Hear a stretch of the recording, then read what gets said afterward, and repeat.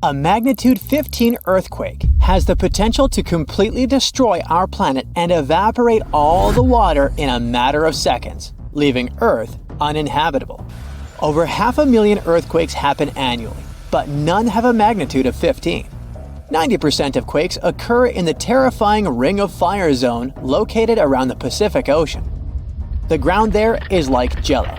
It shakes almost constantly. The most powerful earthquake to have ever struck Earth had a magnitude of 9.5. That much power can lengthen or shorten the day.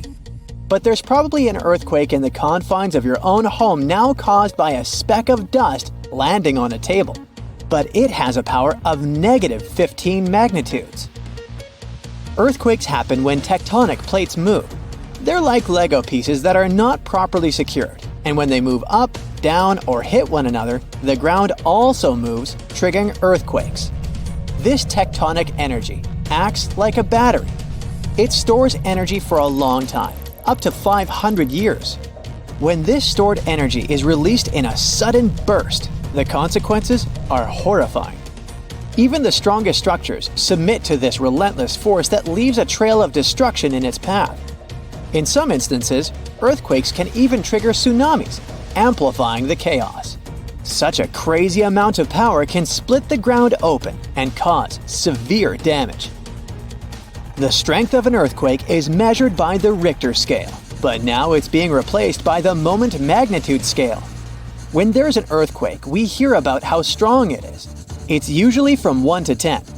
Luckily, we haven't had a Richter scale earthquake yet.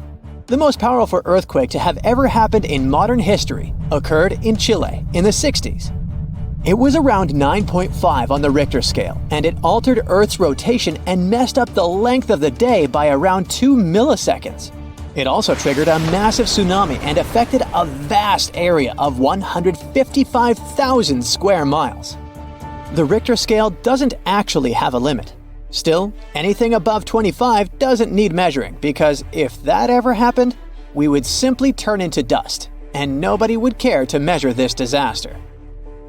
As we said, the strongest earthquake had a magnitude of 9.5. If this magnitude had been just 0.5 stronger, it would have created a ruptured line 2,174 miles long. That is almost 7 times the size of Wyoming.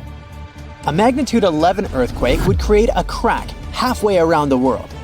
Massive tsunamis would hit coastal areas, destroying everything, and Earth would get into a massive environmental crisis. If you love hiking, you would have new mountains to explore, created by the terrifying earthquake. Even the temperature would increase because of volcanic eruptions and the resulting greenhouse gases. It would turn our planet into a hot oven. The safest places would be far away from any buildings, seas, oceans, and mountains where there would be a low chance of a landslide. Countries unprepared for earthquakes would be totally destroyed, and cities would turn into piles of rubble and dust. Going up on the Richter scale would only make things worse. But don't worry, an earthquake of that power is impossible. Earth's crust doesn't have enough energy to produce such earthquakes. But there is something that has much more power and can produce mega-earthquakes. Asteroids are powerful enough to destroy our planet, as we all know from the dinosaur era. That asteroid was around 6 miles long, and it caused massive damage to the planet. It triggered earthquakes that shook the ground constantly for months. These terrifying quakes were about 50,000 times stronger than the Chile earthquake. They also triggered a tsunami that was 30,000 times more powerful than the Indian Ocean tsunami. And the latter was one of the most devastating tsunamis to have ever struck Earth. The earthquakes caused by the asteroid had a magnitude of 11, making it the most powerful and scariest natural disaster ever. And let's hope it stays that way. The Indian Ocean tsunami affected only certain areas of the world.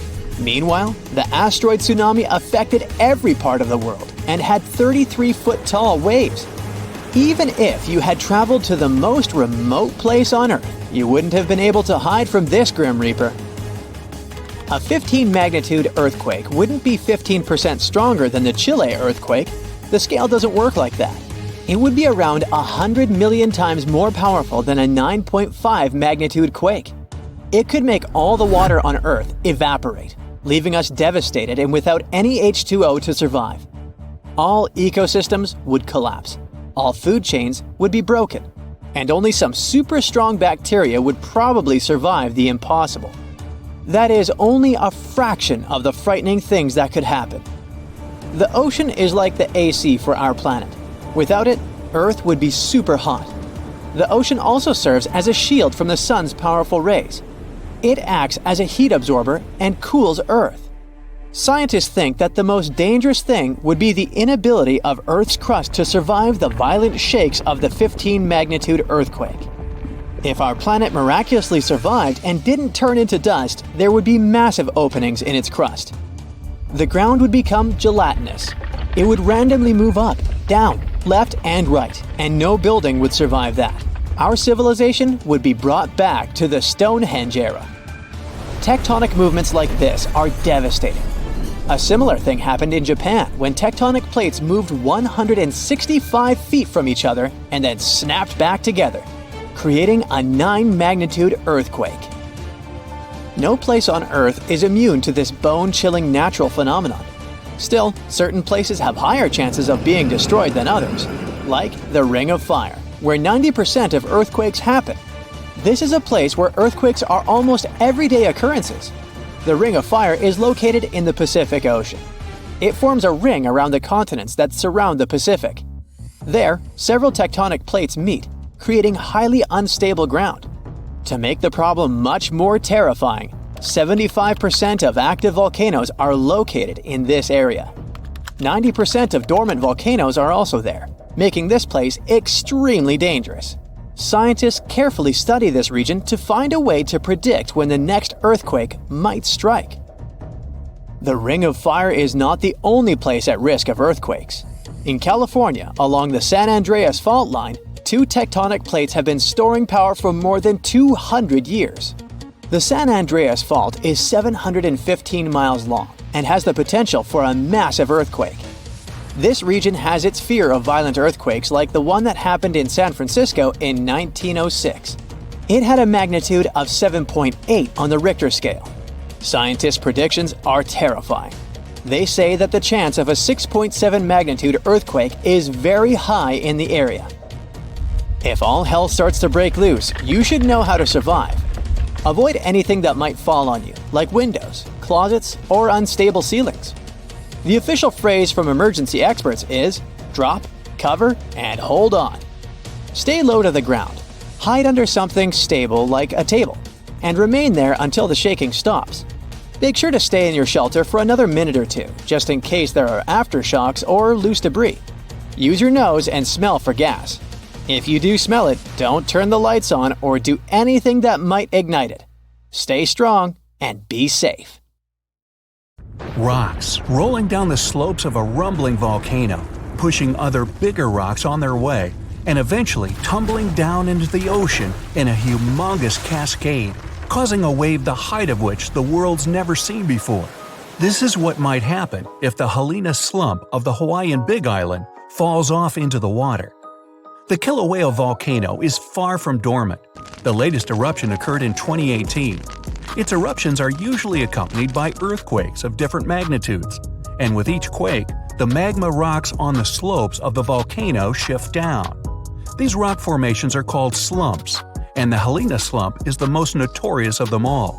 In 1868, the shift of this slump caused a tidal wave rising as tall as 60 feet. But what's most troubling is that some 110,000 years ago, a landslide here led to one of the most powerful earthquakes ever, which in turn led to a mega tsunami of over 1,000 feet in height. Scientists are worried that such an event may repeat in the future. If that happens, the wave might engulf the whole of Hawaii and easily reach both North and South American coasts. Geologists are quick to reassure, though, that a landslide like this is unlikely to occur anytime soon. It's just too early for that. But when it finally does, the consequences will be catastrophic. Have a nice day! Yellowstone National Park in the western USA is world famous for its dazzling views, and especially the colorful Grand Prismatic Spring at its very heart. But we should all stay aware that Yellowstone is, first and foremost, an enormous caldera, basically a slumbering supervolcano. The difference between a regular volcano, like Kilauea from earlier, and a supervolcano is that the latter is thousands of times more powerful. Imagine an eruption spewing tons of huge rock and rivers of hot lava, pumping out clouds of ash that make countries stop air travel for weeks. And now multiply all of this by 1,000. This is what a Yellowstone eruption would look like. At first, a huge area in the middle of the national park would shake, crumble, and then blast upwards in a megaton explosion. Lava flows and magma rocks would cover the area of about 40 square miles, roughly half of Washington, D.C. But the greatest danger is the volcanic ash. The ashen plume would rise miles above and get carried by the wind in every direction. Since the eruption would be far from ordinary, the spread and damage would also be much greater than usual. The ash is thick and heavy, so it would cover a vast area in a blanket, destroying crops and even buildings. Worse still, it would spread in the air and block out the sun, leading to a drastic drop in temperature and an artificial winter. Even regular volcanoes can lower temperatures worldwide by a few degrees. A supervolcano may potentially cause a new ice age. Luckily, the chances of Yellowstone supervolcano erupting in the near future, or at all, are extremely low. There have been only 3 of those in the history of Earth, and there's no evidence such a disaster should repeat. Scientists estimate the probability at 0.00014%, which is lower than the chances of an asteroid wiping us all out. Speaking of which, if dinosaurs could talk, and were at least still alive for that matter, they'd tell you that asteroid threat is as real as it gets. Scientists at NASA say they've tracked 90% of all near-Earth asteroids of significant size, and none of them are a matter of any concern. But there are still the other 10% in the great unknown. What's more, asteroids can change their line of flight because of the pull of other celestial bodies and eventually turn our way. Lucky us. Now, if an asteroid big enough, like a mile across, hits the Earth, it will first cause an explosion powerful enough to erase a dozen big cities in a matter of seconds. Then the impact will raise a cloud of dust and debris that will block out the sun, just like the ash cloud from a volcano, and cause a centuries-long winter on the whole planet. But even if it falls into the ocean, which is more likely, a resulting wave will rise several miles high, washing coastal cities off the face of the planet. But at least there won't be a new ice age. Although scientists are pretty sure there's no such threat in the near future, it can't be ruled out completely, and humanity needs at least 5 years to prepare for this event. If a big near-Earth asteroid suddenly changes its course and turns right toward our planet, we won't stand a chance against it. Disaster movie, anyone? A much more probable calamity, though, rests right beneath our feet. It's the San Andreas Fault in California. The fault has been ready for rupture for years now, and scientists estimate that an earthquake along this line is likely to occur in the next 3 decades.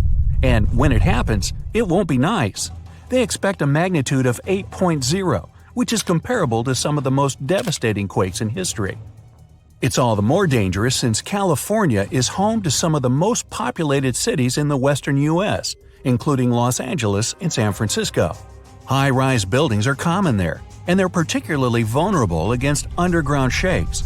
The San Andreas earthquake might cause a whole lot of damage both to cities and countryside. In the worst-case scenario, the ground might break apart, destroying buildings, farms, and changing the landscape altogether. Still, scientists believe that the probability of such a quake is only 7% for the next 30 years. So there's a rather big chance, 93%, that we'll never see that in our lifetime. Yet, there's another earthquake hazard not so far away from the previous one, the megathrust in Chile. The country sits right above the subduction zone, an area where 2 tectonic plates meet and go one beneath the other. At the place of their meeting, stress has accumulated because of their continuous movement, and once that strain is too much, a major earthquake occurs. Chile has experienced a lot of quakes in the recent years, and scientists are worried those might be preparing the area for a really big one. They believe a great earthquake is due to happen before the end of the century, and it might be devastating to the coastal area. Even smaller quakes caused tsunamis that flooded the west coast, and a huge one like that is likely to raise a wave of incredible height. On the bright side, Chile now knows to prepare in advance for the coming natural disasters, and geologists are pretty sure people will be able to evacuate before the earthquake strikes.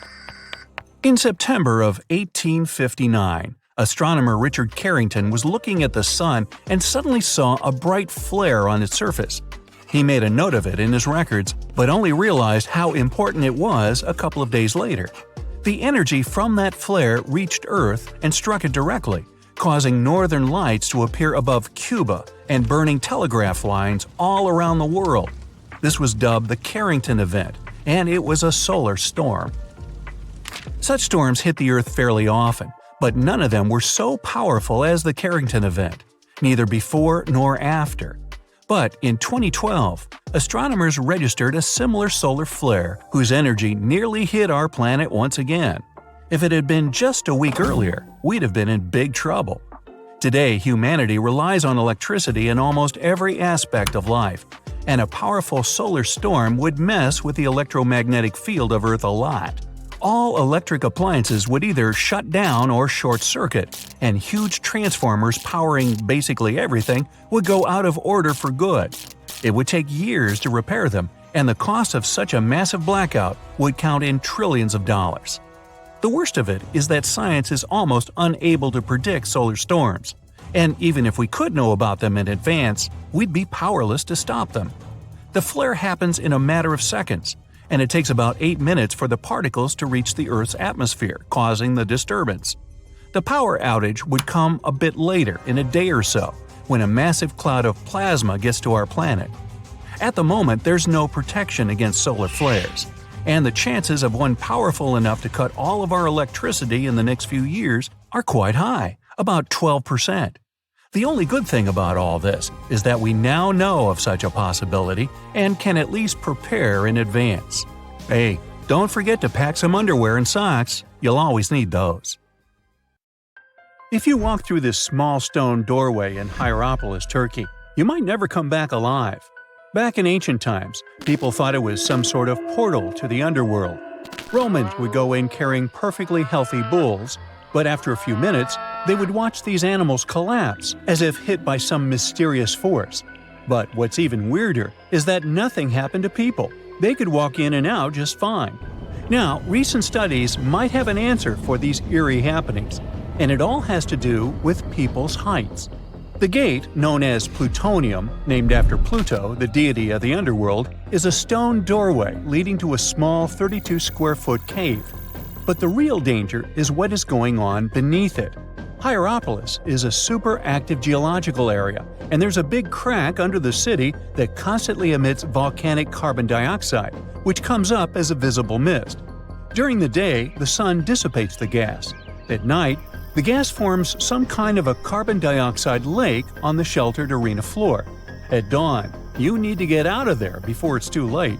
This whole place can turn particularly life-threatening right before the sun rises, when the carbon dioxide concentration, about 15 inches above the arena floor, reaches 35%. That means birds, bulls, and even humans can suffocate and pass away in just a couple of minutes. But there is a scientific reason that explains how Romans could get out of there unharmed. The carbon dioxide concentration drops quickly with height, so animals perished while their handlers, being taller and standing up, could walk out and breathe safely. Most people can't stay inside the Begarn fort after sunset. This 16th century fort, located about 146 miles from Delhi, is known as one of the most haunted places in India. During the day, the area is bustling with visitors who can walk through the main gate of this once grand fort city and check out the ruins of temples and palaces. But they will also see this big sign at the gate that dramatically warns everybody that all access is strictly forbidden after dark. That's probably because at night, according to locals, women can be heard screaming and crying in that place, along with the sounds of bangles breaking and strange music. Others have reported seeing shadowy figures and flashing lights among the ruins, or even smelling a strange perfume floating around. Yawata-no-Yabushirasu is one of Japan's most restricted forests, located in Ichikawa. The forest itself is a small area, covering just a little more than 40 square yards, and it is mostly a thick patch of mosu bamboo. Its location next to a parking lot and modern buildings makes it seem less intimidating, but don't be mistaken by its appearance. Since at least the 19th century, people have said that anyone who enters this forest is bound to disappear and never be seen again. So, as soon as you arrive, a sign near the forest tells you about its history and the curse believed to be linked to it. Some rumors suggest the creepy presence of an ancient samurai lord walking around. Other legends say that the forest hides a bottomless pit filled with poisonous gas. Whether these stories are true or not, today, the area is enclosed by stone walls, and entry is still strictly prohibited. In a valley called the Dark Entry Forest in Connecticut, you will find Dudleytown, but you definitely shouldn't go inside. Not only has the land been private property since the 1920s, but it is also known as one of the spookiest places on Earth. This place was first settled in the early 1740s, and many of the original settlers were from the Dudley family. That's why it's called Dudleytown. There's a local rumor that the town's founders were descended from Edmund Dudley, an English nobleman who lost his life for treason. The legend says this curse followed the Dudley family all the way across the Atlantic to America, and their misfortune is said to be responsible for crop failures, mental problems, and several tragic incidents in the village. Again, it is all just rumors, since historians haven't found any real evidence to support these claims. Still, the pitch-black surroundings and the eerie Blair Witch Project vibe going on in that place fueled ghost stories in the 1980s. This led to many cases of vandalism in the following decade, and because of that, the landowners closed the area to the public. This old abandoned building used to be the fancy palace of King Farouk's family, who was the penultimate king of Egypt back in 1936. After his family members passed away, the palace was turned into a morgue. Locals say that today, the whole place is super creepy and off-limits. Some people have reported seeing light bulbs flicker and shadows move around, making strange noises. Once, a group of kids allegedly went inside and totally freaked out when they found all the doors had suddenly disappeared, leaving them in complete darkness. They had no choice but to start screaming for help. This Hawaiian island has been off-limits to people for over a century. It's called Ni'iau and is the smallest inhabited island in Hawaii, covering around 69.5 square miles. It has around 84 residents. The island doesn't have cell phone service, paved roads, or power lines, just solar panels for electricity. A single family has privately owned the island since 1864, when a Scottish farmer bought it for $10,000, which would be around $250,000 today. The island has stayed in the family, passing down to its descendants, the Robinsons. They have kept it private ever since, so access is highly restricted and basically by invitation only. The Erdstall tunnels are a network of about 2,000 mysterious underground passageways mainly found in Central Europe, especially in Austria and Bavaria. These tunnels are usually narrow and cramped, often just wide enough for one person to squeeze through at a time, and they are believed to date back to the Middle Ages, as far back as the 12th century. What's really puzzling about these tunnels is their purpose. Despite a lot of research, nobody really knows why they were built. There is a theory that they were used for storage, but since many of them are below the waterline and occasionally get filled with water, that doesn't seem very practical. These tunnels have very light, almost claustrophobic sections and sudden drops, which doesn't seem practical for other straightforward uses like escape routes, hiding places, or even spiritual purposes. To make things even more mysterious, there is a complete lack of artifacts, which makes it even harder for researchers to figure out what these tunnels were really for. Since 2019, adventurous people can get arrested if they try to climb this rock. Uluru, also known as Ayers Rock, has been off-limits because it is now considered a sacred site for local communities. But the fact that it is also extremely dangerous probably played a big role in the decision to close it off to visitors. This rock is 1,142 feet high, which is about the height of an 80-story building. The climb to the summit can be very slippery, and high temperatures, which can hit 116 degrees Fahrenheit in the summer, have led to people passing away from dehydration and heat-related issues. Something even creepier happens at the top of the rock right after storms. When it rains, small tadpole-like crustaceans called shield shrimp hatch in temporary waterholes and rock pools on top of Uluru. These extraterrestrial-looking creatures are about 3 inches long, and they spread their super-resilient eggs everywhere. When enough summer rain comes, they hatch and go wild, feeding on microorganisms and bacteria in the water. How these strange creatures end up in the fleeting pools on top of Uluru is still unclear, but the most likely explanation is that their eggs might travel there with the wind.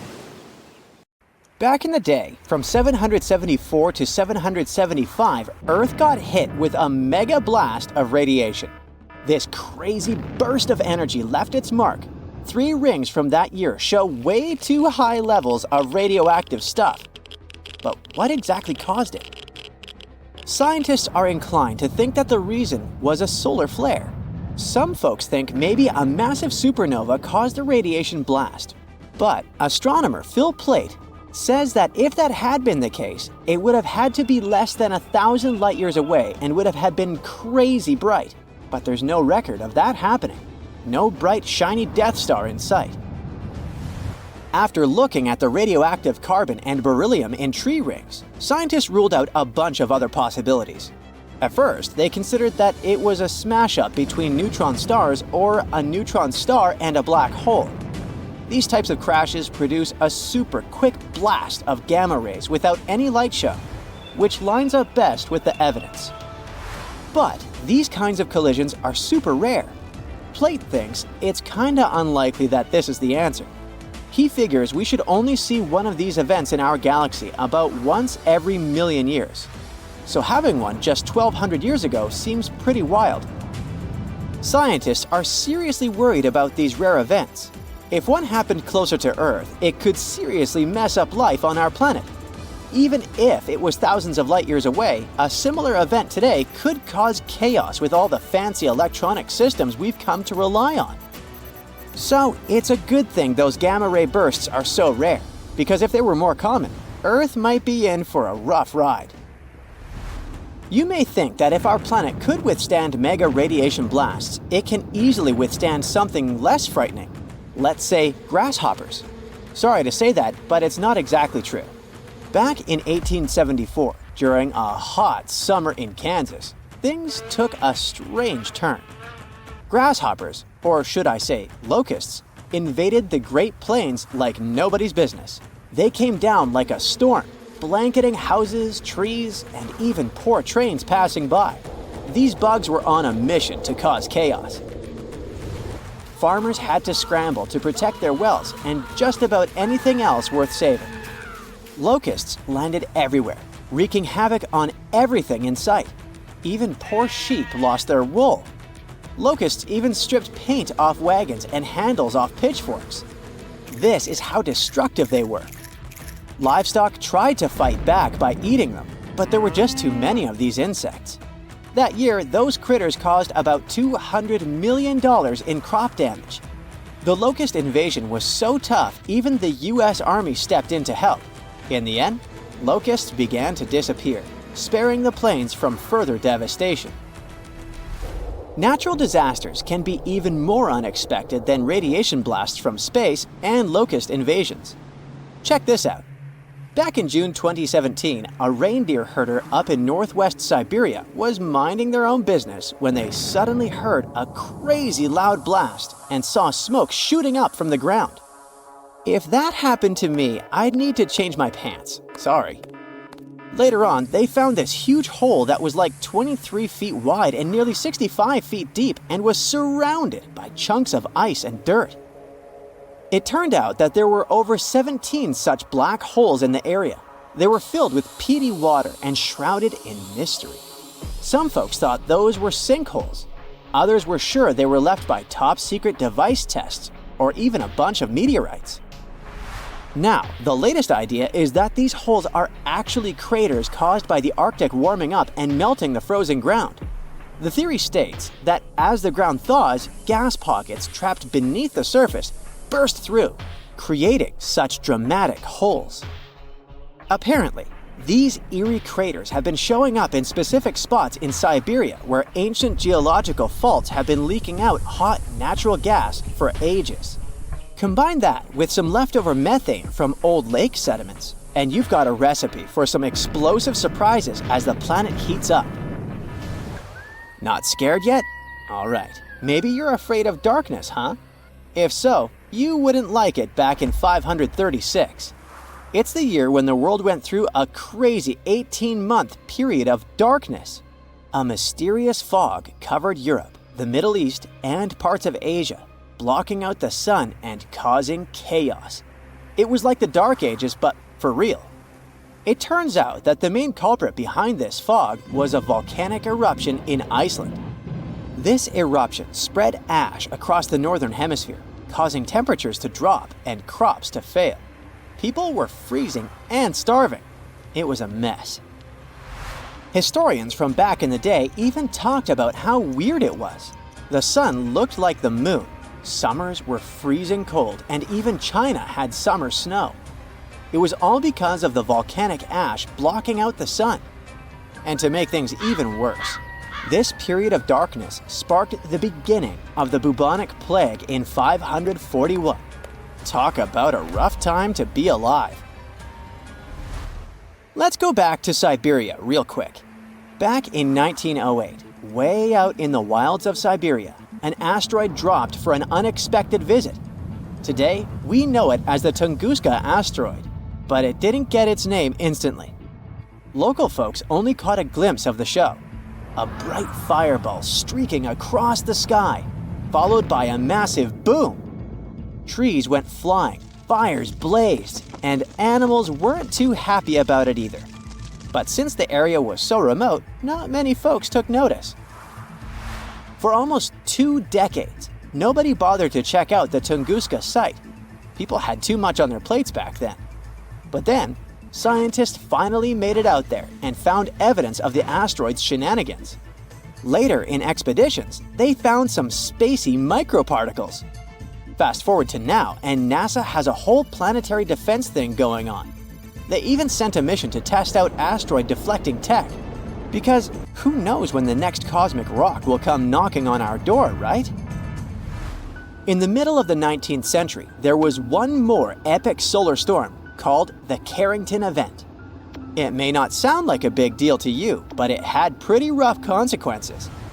The next day after the storm, Earth was hit with this insane geomagnetic storm that threw telegraphs off the rails and brought auroras to the tropics. And it's the place where they normally never show up. Turns out, all this space weather madness started with weird stuff happening on the sun's surface, like sunspots. From these spots, solar flares and other crazy electromagnetic stuff can pop out and mess with our technology. Massive solar storms like this one can shoot out from the sun at speeds of up to 1,800 miles per second. They can contain billions of tons of solar material, complete with a sassy little magnetic field that loves to mess with Earth's magnetic field when they meet. Now, listen closely. We're getting close to the next solar maximum in 2025, so it's a good time to check out the history of the worst solar storms, like the Carrington Event, and take notice. Imagine if a similar storm hit today. An internet apocalypse, anyone? Businesses would be sent offline and we'd be facing some serious damages. Luckily, these mega solar storms don't happen very often. But hey, space weather is tricky to predict, so who knows when the next one will hit?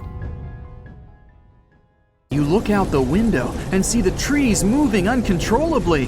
The winds are so powerful, they're practically tearing down anything in the street. There are also tons of water raining down on you. You're driving as fast as you can, but suddenly your car stops. You've heard the terms typhoon, cyclone, and hurricane, but you most likely don't know how they're different. The official scientific term for all 3 of them is a tropical storm. While they're practically the same thing, and they form the same way, they're different depending on where they occur. Hurricanes are the ones that form over the Atlantic Ocean or the Eastern Pacific Ocean. Tropical cyclones act as giant engine turbines powered by warm, moist air and form only over warm bodies of ocean water near the equator. The warm and moist air surrounding the ocean rises and leaves low-pressure air close to the surface. In turn, the air below becomes moist and warm and also rises. The cycle goes on, with warm air pushing up and squeezing the low pressure near the surface, only to rise as warm, moist air. When the warm, moist air cools off, it forms clouds. These clouds create the tropical storms we all fear. The storms spin the same way as the Earth is rotating. So, storms to the south of the equator rotate clockwise, and storms north of the equator spin counterclockwise. The eye of the storm happens when the storm spins so fast that it actually becomes visibly clear in the center with low air pressure. But you'd have to look at it from above, which is super risky. Tropical storms normally move at around 39 miles per hour. Tropical cyclones are way faster, around 74 miles per hour. They're also known as hurricanes. If you're standing at the tip of the North or South Pole, the Earth's rotation will appear to stand still, even though the rest of the Earth is experiencing day and night like everyone else. In the poles, you have really long nights and days that last for months. Over at the equator, time moves along with the distance around the planet, which is around 25,000 miles long. The Coriolis effect makes wind patterns traveling long distances around Earth appear to move in a curve rather than a straight line. And because of the planet's unique shape, the speeds are different. It affects the Coriolis force and hurricanes as well. Because there's no curving of the object's path as measured relative to Earth's surface at the equator, the Coriolis force equals 0. A hurricane starter pack includes deep, warm ocean water.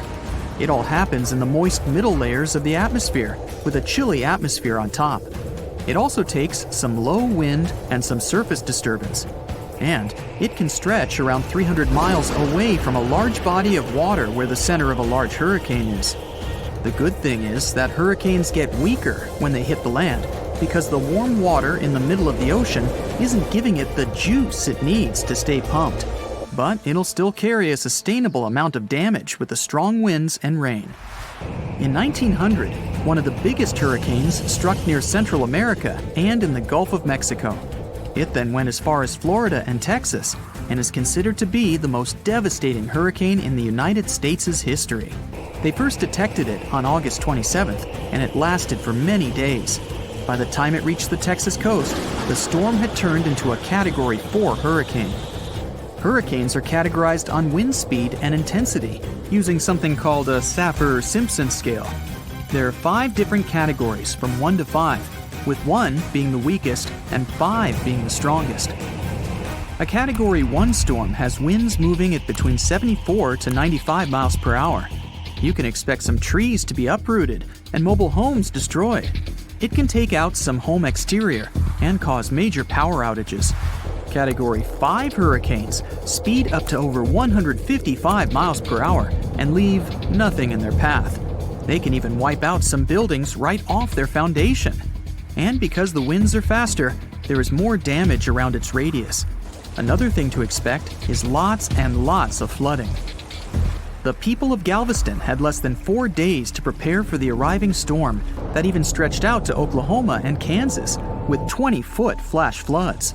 The Great Hurricane then made its way to the Great Plains and turned towards the Great Lakes, New England, and reached southeastern Canada. The storm was so bad that more than 3,600 homes were damaged, even though they were sturdy enough to withstand the storm. Given the population numbers back then, it was equivalent to hundreds of thousands of houses destroyed, if not millions.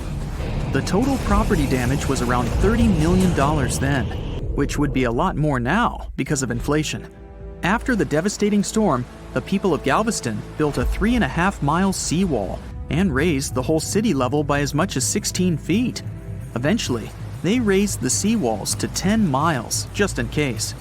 If a storm like the one in Galveston struck in modern times, there wouldn't be enough places for everyone to hide. The population has increased significantly all over the areas where the storm struck back in 1900. So, imagine yourself sitting in your car and getting the breaking news. It says a storm has just hit the Gulf of Mexico and east of it near Cuba. No biggie, since you're all the way in Texas. So you drive back home. There's plenty of people at gas stations and in supermarkets. The news now states that the storm will likely gain momentum and strike right where you live.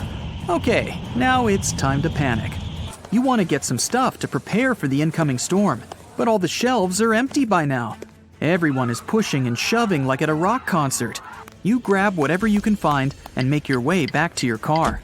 You're lucky enough to purchase some extra gallons of gasoline, just in case. You drive from supermarket to supermarket to try and get some stuff, but you're out of luck. Finally, you find a place that still has some essentials. You start stocking up your shopping cart when the local news urges everyone to evacuate. You only have a matter of hours to leave. But you left your dog at home! You rush against the traffic to get there. Your entire neighborhood is completely empty. You fetch your precious pooch and grab some important things before leaving. There's just a little time left, and you can already start to feel the winds picking up and the ocean nearby. The news tells you the hurricane has already struck Florida. You get in the car, but it won't start. Since you were driving so fast, you didn't realize that you emptied your gas. Good thing you got those extra gas cans on the way. With half a tank, you can get out of your city and into a safe place where everyone is going. The winds are getting stronger. There's no way you're going to outrun this storm. There's no one in sight since they all left early. It starts raining heavily. You can see some trees swaying like crazy. Finally, you find something that looks like a large shelter. You reach it to find out that it's just an abandoned mall. And then, the worst happens. You realize you've been going in the wrong direction all this time. You get out of the car for a bit to stretch out and see which road to take. The winds are so strong that you go back to the car only to find out that your dog ran off. You can't find her anywhere. You drive around and call out her name, but she doesn't respond. You see her standing behind some bushes barking. You run down to her and discover that she has found a cool underground abandoned shelter. The winds have now reached a dangerous point where you can't drive anymore. You gather your stuff and head down. It's complete with everything and even has a bed. You can hear the winds and rain above you, but you're snuggled up with your dog. The next day, you get up and see that your car has been tossed over to another road, and there's not a single tree in sight. But hey, you can at least be happy you survived one of the strongest storms in the world. It was the beginning of the 20th century, and two rivals, Robert Scott and Roald Amundsen, set on their expeditions to become the first people in history to reach the South Pole. The race wasn't easy, and it ended tragically for Scott. Amundsen has won and set his tent on the pole before his rivals. A member of Scott's expedition known as Terra Nova, British geologist Thomas Griffith Taylor, not only survived the harsh conditions, but also made an unexpected discovery. He found a waterfall of what appeared to be blood at the rocky base of the glacier, which now has his name, in 1911. It took scientists more than a century to figure out what is behind the eerie coloring. A team of American scientists journeyed to Taylor Glacier with powerful electron microscopes to analyze its contents. Previous studies had scratched the surface of the Crimson Enigma, but no one had previously done a full-scale analysis of its mineralogical makeup. These researchers unleashed a whole arsenal of analytical equipment and spotted little iron-rich nanospheres. These teeny-tiny particles, 1/100th the size of human red blood cells, originate from ancient microbes. They flourish abundantly in the meltwaters of Taylor Glacier. These nanospheres are jam-packed with iron, silicon, calcium, aluminum, and sodium, forming a unique composition that paints the subglacial water a vivid shade of red. These nanospheres don't have the usual crystalline structure found in minerals, which is why previous detection methods failed to spot them. Taylor Glacier's icy depths harbor an ancient microbial community that has thrived in isolation for thousands or possibly even millions of years. This discovery could help us in the search for life outside of Earth. Dr. Ken Levy, a research scientist at Johns Hopkins University, has some impressive expertise in planetary materials and the analysis of Martian samples. He decided to find out what would happen if a Mars rover landed in Antarctica. Could it figure out what makes bloodfalls so mesmerizingly red? So, researchers treated bloodfalls as a simulated Martian landing site. They used techniques inspired by the rovers exploring the red planet. The samples they collected were sent to Johns Hopkins processing facilities. There, Livy unleashed the power of transmission electron microscopy and revealed the enigmatic nanospheres. He made the conclusion that our current methods of analyzing other planets' surfaces with rovers fall short. They can't unravel the true nature of environmental materials, especially on chilly planets like Mars. These materials might be super tiny and non-crystalline, throwing off our detection methods. To truly grasp the essence of rocky planets, we'll need transmission electron microscopes. Strapping one onto a Mars rover isn't feasible yet, but it could mean a start of a new era in space exploration. Have you ever seen a waterfall on fire? Every February, when the stars align just right, Horsetail Fall in Yosemite National Park gets a sensational makeover. As the sun sets, its rays hit the waterfall at the perfect angle, transforming it into a blazing display of vibrant orange and red hues. We don't know exactly who and when discovered this natural miracle. The original valley dwellers may have known about it, but they kept it to themselves. It wasn't until 1973 that photographer Galen Rowell captured the first known photo of the waterfall, bringing it into the limelight. Since then, the firefall has become a global sensation, spreading like wildfire on social media and drawing crowds from far and wide. This magnificent cascade draws hundreds of spectators every year, but they can only see the show under certain conditions. First things first, Horsetail Fall needs a flowing stream. If there's not enough snowpack in February, the waterfall won't have enough water to create the magic. The temperatures must be warm enough to melt the snowpack during the day. If it's too chilly, the snow will stay frozen, and the fiery spectacle won't ignite. Second, we need a clear western sky at sunset. Those sunbeams need a straight path to hit Horsetail Fall and make it come alive. And since the weather in Yosemite is ever-changing, clouds can magically clear up just in time for the show. If all the conditions are just right, you'll witness the Yosemite Firefall in all its glory for about 10 minutes. The mystery of the sailing stones in California's Death Valley National Park has puzzled scientists for years. Heavy stones seem to have a mind of their own and move across Racetrack Playa, a dried-up lake bed. They leave behind a trail on the cracked mud. There were all kinds of theories to explain this phenomenon, from magnetic fields or dust devils, which are strong whirlwinds, to mischievous pranksters. No one has actually witnessed these rocks in action, which only added to the mystery. In 2006, a NASA scientist named Ralph Lorenz entered the scene. He was studying weather conditions on other planets, but he couldn't resist the allure of Death Valley and those elusive sailing stones. He had an eureka moment while tinkering at his kitchen table with a Tupperware container. Lorenz filled the container with water, leaving a small rock poking out, and chucked it in the freezer. Then he placed this icy construction in a big tray of water with sand at the bottom and gently blew on it. The rock began to glide across the water, leaving a trail in the sand.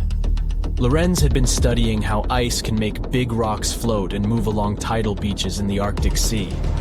Applying this knowledge, he and his research team figured out that, under certain winter conditions in Death Valley, enough water and ice could form to make the rocks float across Racetrack Playa in a light breeze. And as they glided, they left their mark in the muddy terrain. The River of Five Colors, Cano Cristales in Colombia, has the unofficial title of the most beautiful river in the world. For most of the year, it looks like any other regular river. The real magic happens between the wet and dry seasons, when the water level is just perfect. This unique river floor is lined with a special plant, and when the conditions are right, it bursts into a dazzling display of colors. Think vibrant reds, stunning yellows, and lush greens, all mingling with the blue water. It's like stepping into a living rainbow with 1,000 shades in between. This phenomenal display only lasts for a few weeks, from September through November. During Colombia's wet season, the river flows too fast and deep, covering up the river floor and denying the plant the sunlight it needs to turn red. And in the dry season, there's simply not enough water to support the vibrant life in the river. So you have to catch it at just the right time. The reason behind Maldivian beaches glowing in the dark at night isn't a mystery, but it doesn't make them any less impressive. It happens thanks to the bioluminescent plankton. These tiny creatures are like little underwater disco balls, emitting a cool blue glow when they are agitated or on the move. Imagine walking along the shoreline and leaving behind glowing footprints. You can even take a night swim amongst these magical plankton.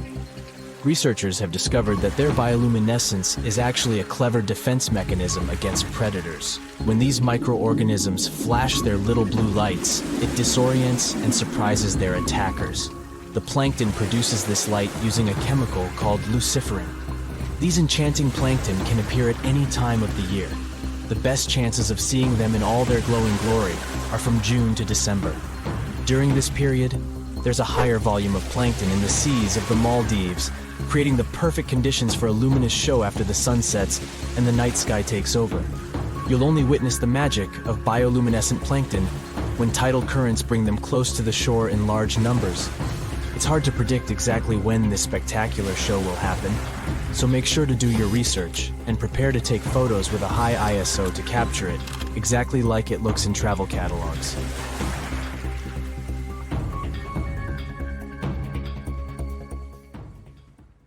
The surface of this river looks as if it's covered with fish scales. Is it a giant water dragon or some other ancient monster? Not really. The explanation is much more boring, but surprising at the same time. Now let's start from the very beginning. This is the Shantung River in China, and this is Hangzhou Bay, its estuary, which is the tidal mouth of a river, where the tide meets the stream itself. Now this area is home to the world's largest tidal bores. A tidal bore is a strong tide that pushes up the river against the current. In the Shantung River, such tidal bores can reach a whopping 29 feet. The area regularly sees trains of large waves moving upstream. But in 2021, during a scientific expedition, experts discovered a marvelous natural phenomenon unique to this area. Sometimes, the tide comes in swirling waves. That's the famous fish scale tide. Thing is, this region has rotating currents, which means that the tide doesn't just move inland and then simply reverses its direction. Instead, a rotating current easily changes direction without changing its speed. This makes the Shantung River perfect for winding up with groups of waves crashing into one another at oblique angles, which is like a cross sea. Let's speak about this phenomenon now. These four-sided wave patterns in the ocean look mesmerizing, as if the ocean deities decided to play a round of giant chess. But what you observe is the phenomenon known as square waves. They're often called cross-sea and grid waves too. The thing is, most waves reach the shore and break parallel to the coastline. But in some regions of the world, these waves create a chessboard-like pattern on the surface of the water. When you look at these waves from above, you might think there's an underwater grid forming square-shaped ripples. But square waves aren't caused by anything taking place beneath the surface of the water. They're the result of the way the water moves. Weather patterns in certain regions make waves form at different angles. When two opposing swells crash, we've got this unique pattern on our hands. However beautiful and unusual this natural phenomenon is, it's also extremely dangerous. If you spot square waves while swimming, get out of the water immediately. Square waves usually come hand in hand with rip currents, incredibly strong currents flowing seaward from the shore. Plus, square waves can reach 10 feet in height, and that's not something even an experienced swimmer can deal with. So, we're done with the seas for the moment and are moving to the largest active volcano in Europe. It's Etna, and it continues to amaze us with jaw-dropping smoke ring shows. But wait, people live there. Isn't it time to evacuate them? The volcano looks like it's about to go off. Well, let's calm down. There's no need to fuss.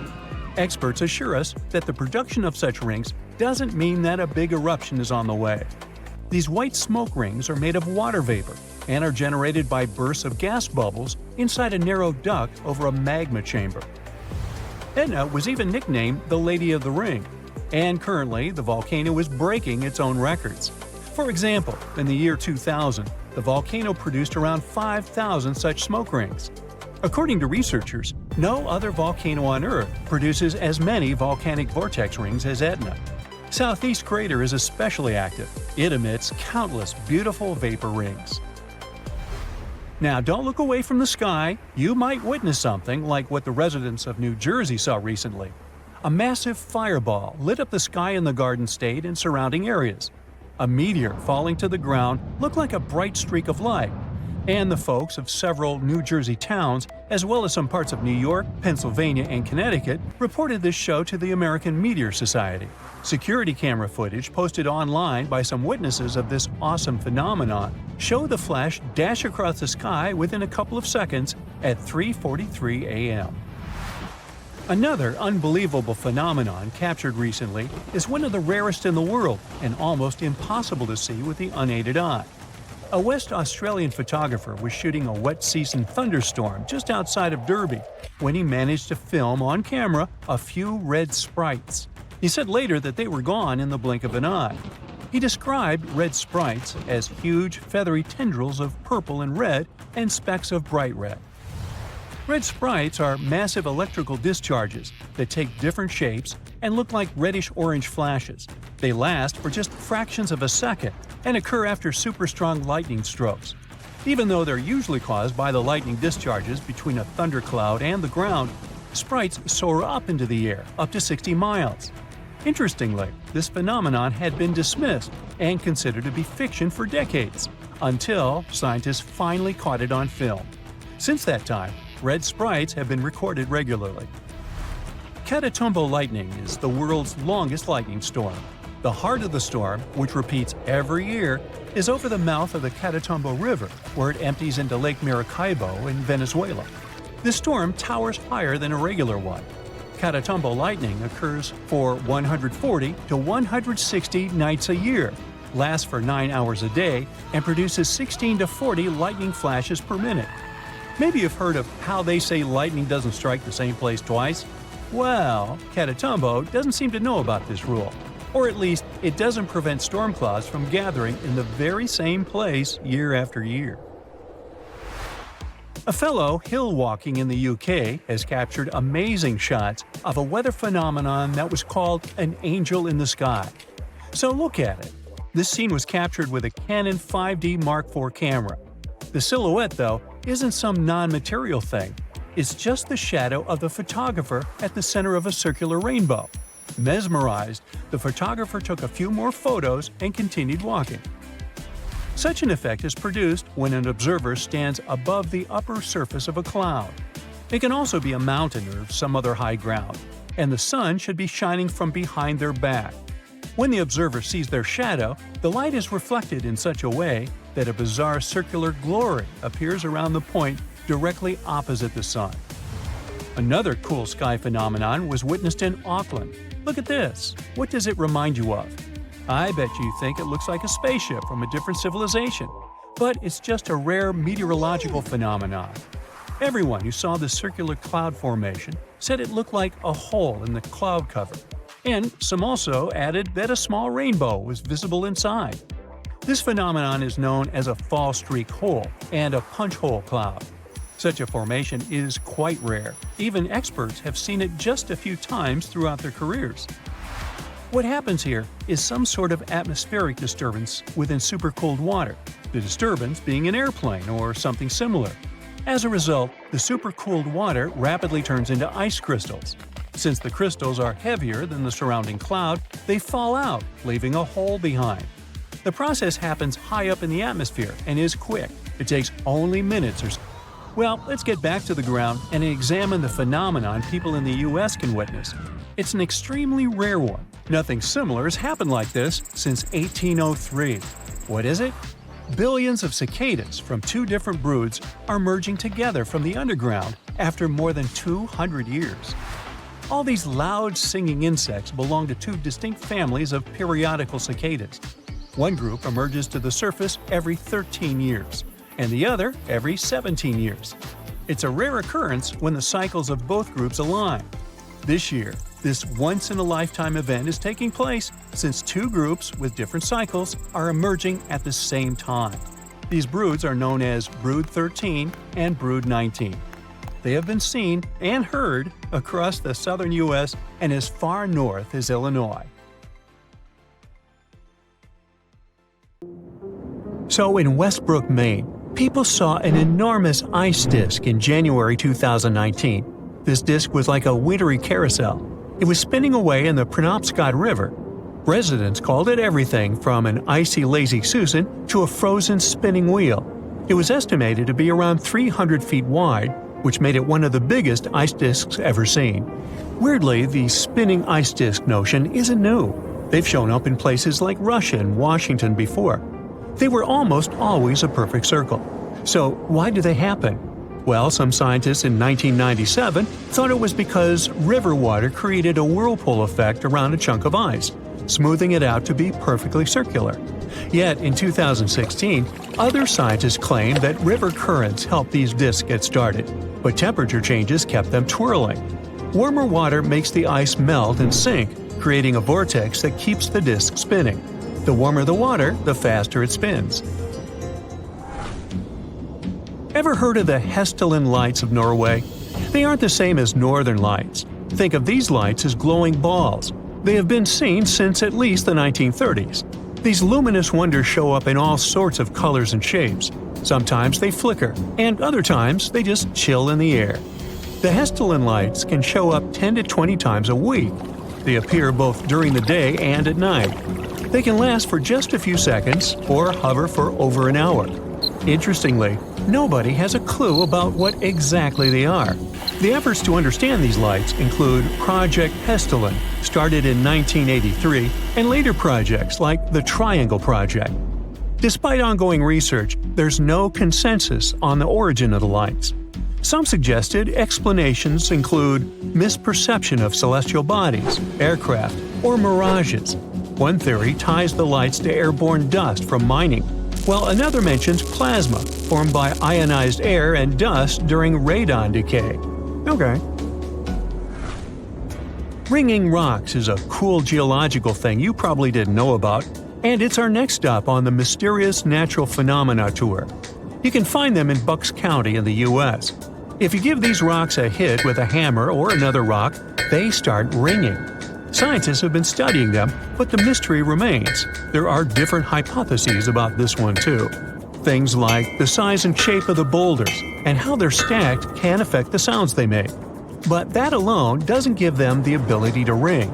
Even though the sound is often described as metallic, it's likely because of the rock's density and internal stress, not just its iron content. A scientific experiment from the 1960s suggested that the ringing ability came from some internal stress, not external weathering. The live rocks found in the middle of boulder fields showed expansion or relaxation after being cut, indicating internal elastic stresses. A slow weathering rate in dry fields could cause these stresses. The relic stress theory suggests that these boulders act like guitar strings. A de-stressed boulder gives a dull thud, but a stressed one resonates at different frequencies. The boulders can still ring when removed from their fields, leading to myths about stealing them. Most fields are now cleared of smaller ringers, and breaking large boulders stops the ringing.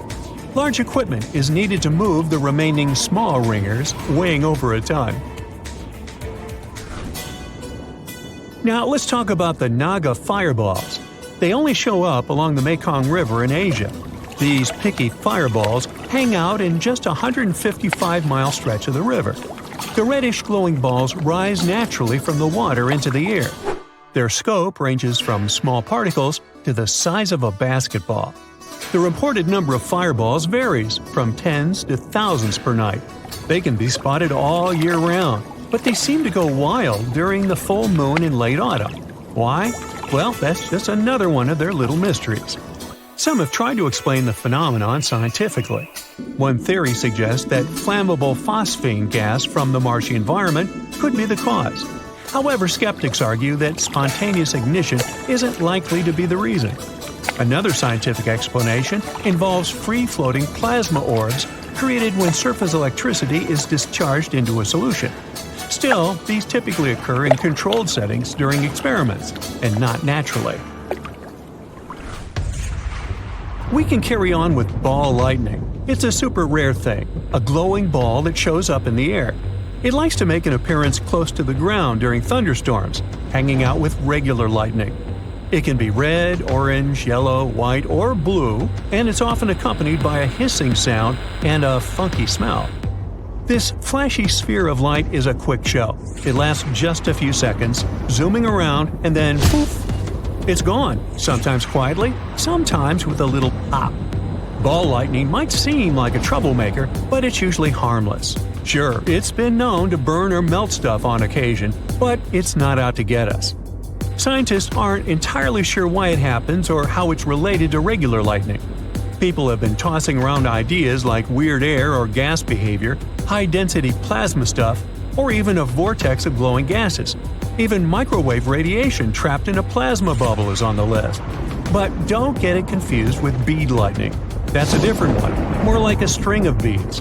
And it happens when a bolt of lightning sticks around for a good chunk of a second. Shh! We're now at the Mapimi Silent Zone. It's this spot near this place in Mexico. The story goes that in this desert patch, you can't pick up any radio signals or talk to anyone. In July 1970, a rocket from Utah went off course and landed here. It was carrying some sort of cobalt. Authorities had to haul away tons of soil from the crash site. Now, thanks to the cleanup, the Silent Zone is wrapped up in myths. People talk about weird magnetic stuff messing with radios and about plants and critters going through mutations. Well, locals go with it, boosting tourism in the region. Alright, we can now talk a bit about the Sun. Well, it's not just a big ball of fire. It's got an outer layer called the corona. Think of it as an invisible sun jacket made of gases. You usually can't see it because the sun is super bright. But there's a trick. During a total solar eclipse, when the moon slides between us and the sun, the corona shows up, all glowing and white. The corona is scorching hot, even hotter than the sun's surface, which is kinda weird. Scientists are on a mission to crack this heat mystery. They found something called heat bombs shooting from the sun into the corona, exploding and warming things up even more. But that might be just one piece of the puzzle. You see, the sun's surface is like a playground covered in magnetic fields. These magnetic fields create cool shapes on the sun, like loops and streamers. Special telescopes help us see these cool patterns up close. The corona stretches way out into space, and from there, it sends out the solar wind that moves through our solar system. Its particles are so speedy that they escape the sun's gravity. So, there's this cool spot called Kuala Sangalore Beach that you can only check out when the tide is low. The timing changes every day, and you can't get there when the tide is high. Most of the time, it's hiding under the sea, not even on the map. But when the tide's just right, bam, it pops up.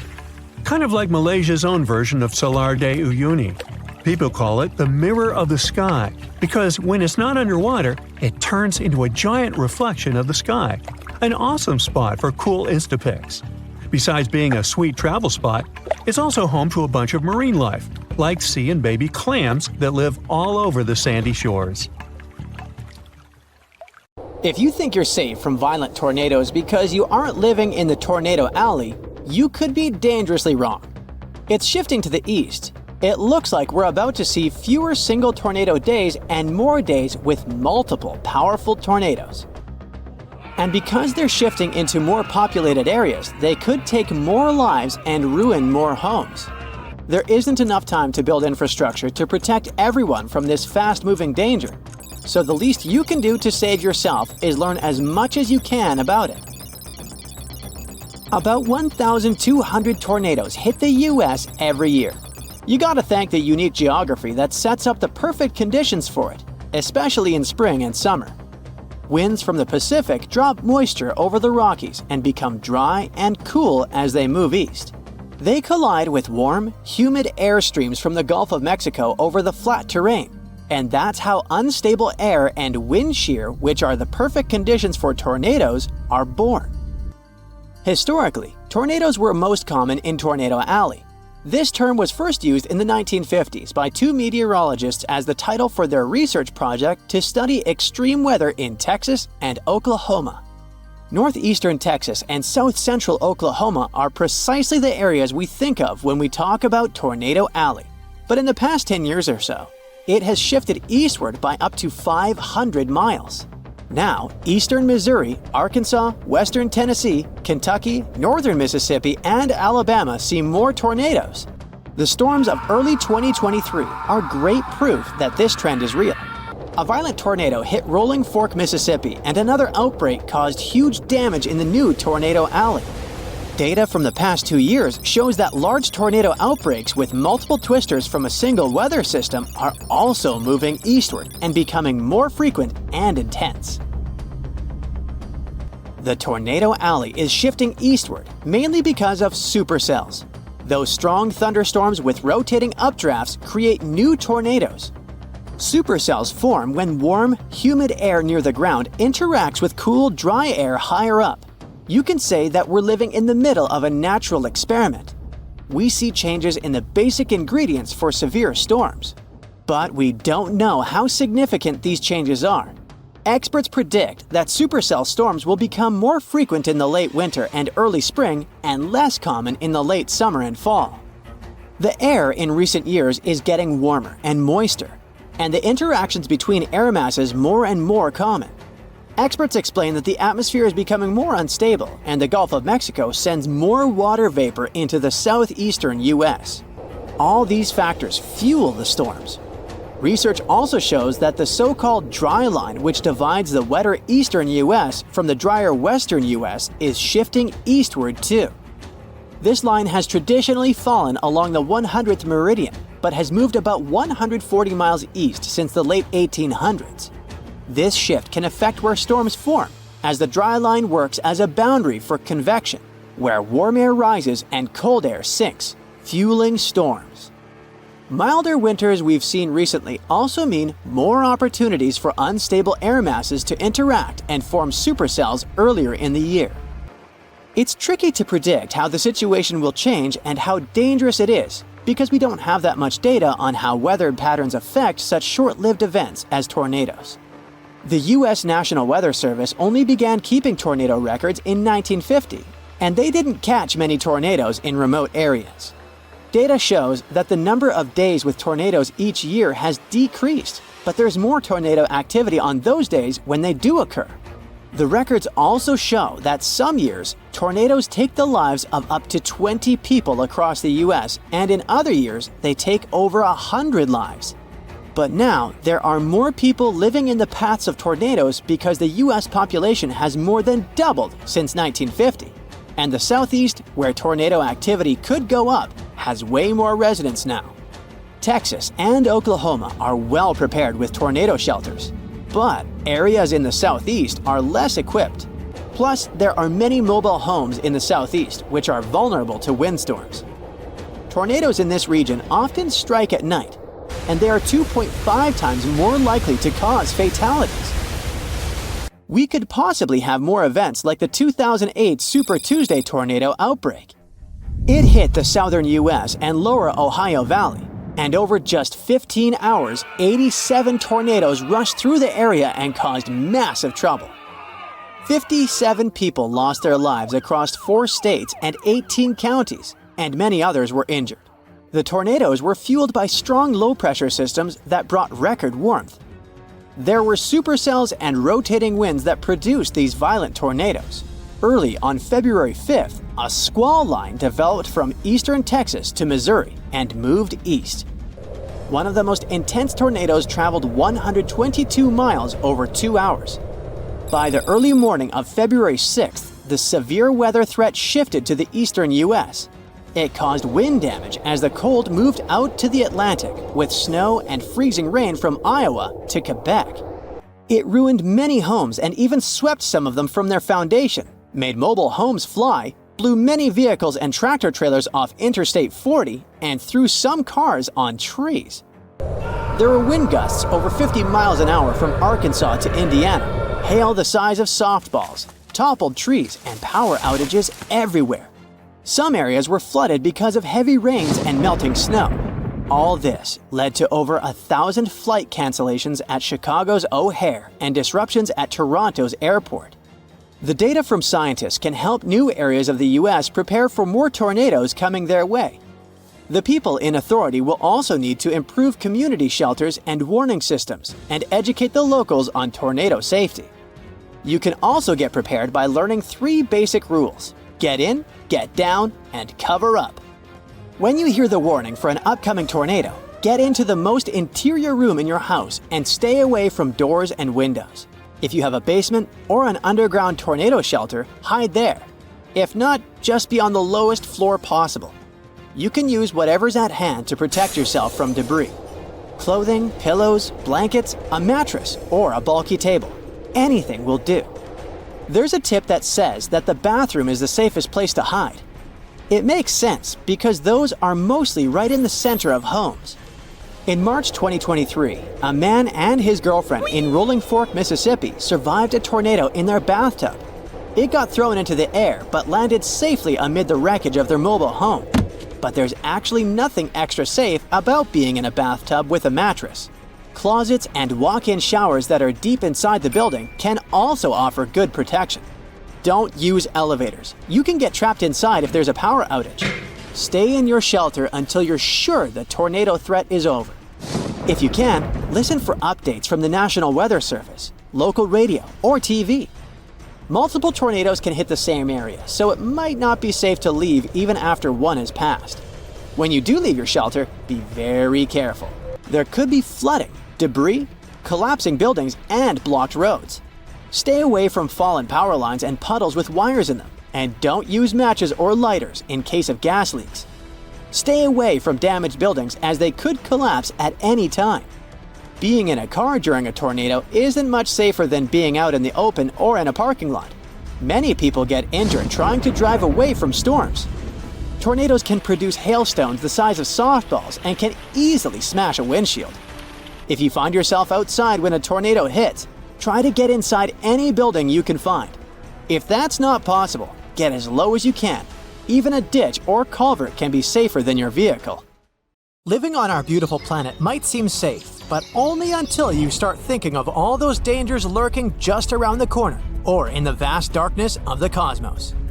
Let's see what may eventually lead to the end of planet Earth. With each new potential threat, it gets more and more terrifying. Consider yourself warned. First of all, let's talk about hypercane. This natural disaster can get really extreme. A hypercane is a theoretical hurricane of unsurpassed power. It would occur if the ocean became overheated as a result of climate change, or a massive volcanic eruption could trigger it. In any case, these conditions would create a hurricane, which, unlike regular hurricanes, would stretch way beyond the lower stratosphere. The speed of such a storm would reach 500 miles per hour. The pressure inside the hypercane would be so low that it wouldn't let it wear out as quickly as other hurricanes. The hypercane could last for weeks on end. But the worst thing? It would likely damage or even destroy part of Earth's ozone layer, and the hole could be the size of the entire North American continent. Then we've got super destructive tornadoes. A tornado is a violently rotating column of air. It usually extends from a thunderstorm and is in contact with the ground. Inside a thundercloud, warm, humid air rises upward, and cool air falls down along with rain or hail. Such conditions can lead to the appearance of spinning air currents inside the cloud. Interestingly, these air currents start out horizontal, but at one point they can become vertical and drop down from the cloud, becoming a tornado. Some tornadoes are narrow, rope-like swirls, but others turn into wild funnels. Tornadoes are ranked with the help of the enhanced Fujita scale. A weak tornado normally lasts for a few minutes and doesn't move faster than 100 miles per hour. The next level is a strong tornado. Such whirlwinds can last for 20 minutes or so and have winds of up to 200 miles per hour. And then we can also have violent tornadoes. Those can last for more than an hour and move at a speed of between 200 and 300 miles per hour. On average, around 1,000 tornadoes occur in the USA every year. There's even a region that got named Tornado Alley. It's a 10-state area in the Midwest, but tornadoes can happen in any state. One of the most destructive natural disasters was the tri-state tornado in the USA. It was the world's longest-lasting single tornado that traveled 220 miles through Missouri, Illinois, and Indiana. At the same time, the average tornado's path is usually no longer than 5 miles. But what if one day, a tornado much bigger and way more powerful than any we've experienced before swiped through countries and continents? It would leave behind total destruction and devastation. And how about a supercell thunderstorm? It's the least common type of thunderstorm, but it's the most dangerous. It's likely to cause severe weather, damaging winds, very large hail, and even violent tornadoes. What makes supercells unique is a deep and persistent rotating updraft called a mesocyclone. Supercells can potentially last for hours and cause great havoc. An asteroid impact could end all forms of life on Earth too. If a space wanderer was large enough, it could cause widespread devastation, like it happened with the 9-mile-wide asteroid from 66 million years ago. It's rumored to have destroyed 3/4 of the planet's plant and animal species, including dinosaurs. Depending on the asteroid's size and the speed of its approach, the impact could lead to massive fires, tsunamis, and the eternal winter effect. It happens when the debris ejected into the atmosphere blocks sunlight and disrupts the global climate. Luckily, we'd probably notice such a large asteroid coming close to our planet with the help of our equipment long before the collision and would have enough time to get rid of this threat. It would be our very own sun that would bring our world to an end. Our star is a gigantic, constantly changing ball of molten gases. Every once in a while, it spews out bursts of energy, solar flares. They often go hand in hand with something called coronal mass ejections. Those are giant bubbles of ionized gas that can accelerate to incredible speeds. The most powerful volcanic eruptions pale in comparison to solar flares that release 10 million times more energy. Within a few minutes, one solar flare can give out billions of tons of charged particles. Solar flares are also insanely hot, with the temperatures reaching several million degrees Fahrenheit. Astronomers believe that such bursts of solar radiation happen when the sun's magnetic field gets twisted in some regions. At one moment, all the pent-up energy is released. The star sends out light and particles, mostly electrons and protons. Most solar flares last for minutes, but some continue for hours. Scientists classify solar flares depending on how brightly they shine in X-rays. You aren't likely to notice the tiniest flares if you don't have special equipment. Medium solar flares lead to fleeting radio blackouts at the poles, but nothing too serious. It's X-class flares people should worry about. They cause the strongest and longest-lasting solar storms. Now, if you had gamma-ray vision, you'd be able to see immensely bright flashes. They occur every day, outshine everything around you, and then disappear again. Those flashes are gamma-ray bursts. One of them could wipe out Earth's atmosphere. The flash that might ruin our planet would most probably be born in a faraway galaxy during a merge of two collapsing stars. It would be immensely powerful and super bright. Still 1,000 light-years from Earth, it'd already shine as bright as the sun. Our planet's atmosphere would try to protect us, but its natural shield wouldn't last. The radiation would be so powerful that it would literally cook the atmosphere. It would create nitrogen oxides that would destroy the ozone layer. Without this layer, ultraviolet rays coming from the sun would be hitting Earth's surface at full force. They would wipe out tiny plankton in the ocean. But these plankton produce from 50 to 70% of all oxygen in the world. So, with their disappearance, there would be a severe lack of oxygen, which would lead to the disappearance of life on the planet. In the end, the heat and ultraviolet light coming from the sun would turn the planet into a huge chunk of rock. And what if we came across a wandering black hole? You might know that a black hole is a region in space where gravity is so powerful that not even light can escape its clutches. Luckily, the nearest to us black hole is 1,500 light-years away. It seems that we have nothing to worry about until we learn about wandering black holes. Now, things definitely get way creepier. If such a black hole entered the solar system, Earth would be doomed. We wouldn't stand a chance against this space monster. In 2020, 13 wandering black holes were spotted not so far away from our planet. But not far away in space terms means around 1 billion light-years away, so we've got some time left. Plus, the possibility of such a disaster is very, very low. One day, a rogue planet might push Earth out of the habitable zone and into an extreme orbit farther from the Sun.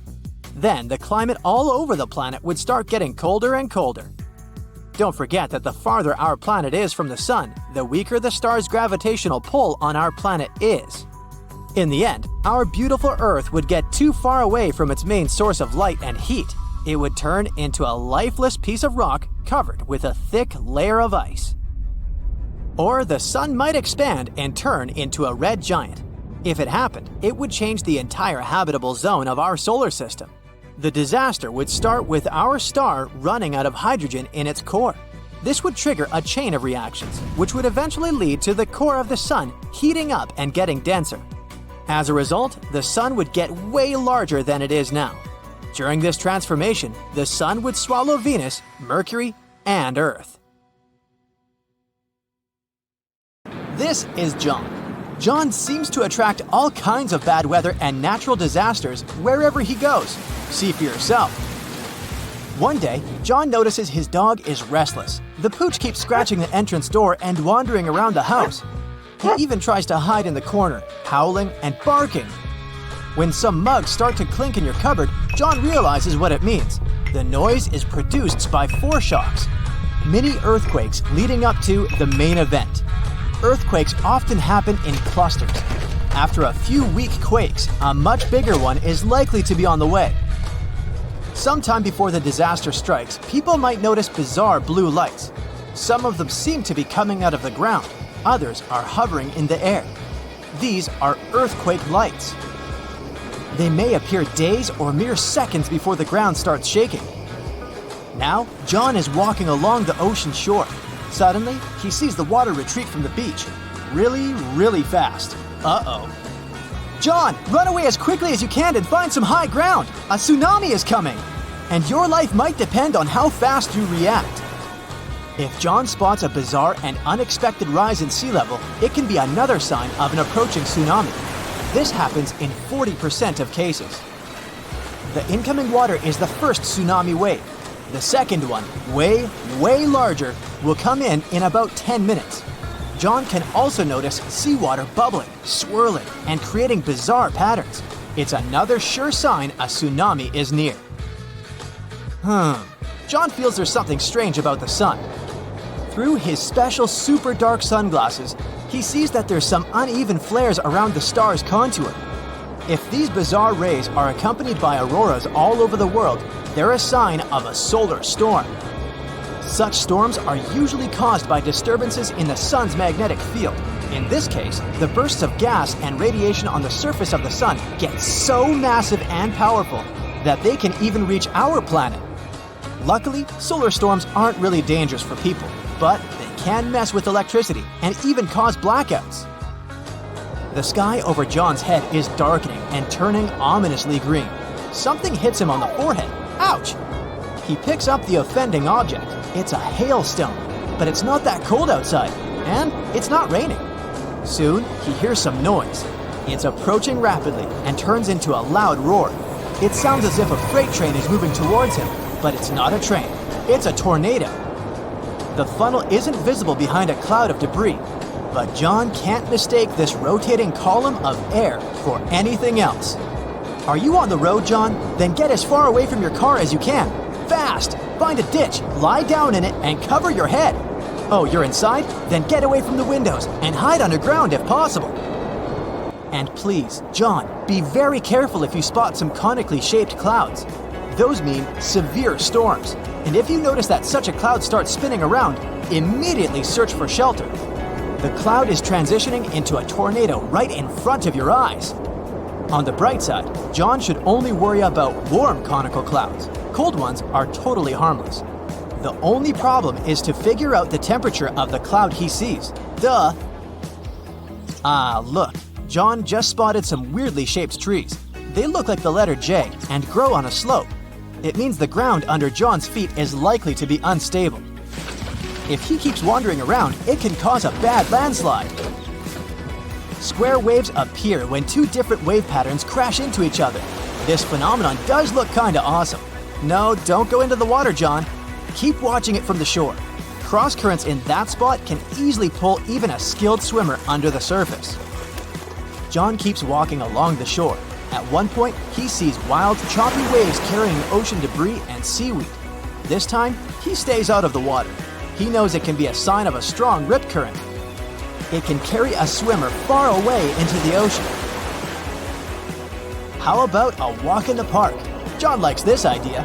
The sun is shining and the sky is so blue and beautiful. Suddenly, he spots a rapidly growing vertical cloud. At first, it looks bright white.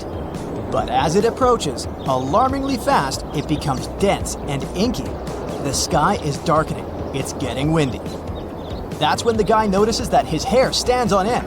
It's his cue that he's about to get hit by lightning. At this very moment, positive charges are rising through his body. They're reaching towards the negatively charged part of the storm. If he doesn't react fast, these charges will meet. There's nowhere to hide, so John should crouch down and try to make himself smaller than the objects around him. Oh no. John, don't lie down on the ground. It may be damp and thus a great conductor of electricity. There are other signs that scream danger during a lightning storm. John's palms may begin to sweat. He might hear bizarre crackling and buzzing sounds coming from metal objects nearby. His skin can start tingling. There might be a strange metallic taste in his mouth. Plus, John is likely to smell chlorine. That's how ozone smells. Electrical charges split the molecules of nitrogen and oxygen, which are the main gases making up the atmosphere, into separate atoms. When these atoms come together again, some of them produce molecules made up of 3 oxygen atoms. That's ozone. We can smell it during a thunderstorm because downdrafts bring this gas from high altitudes to your level.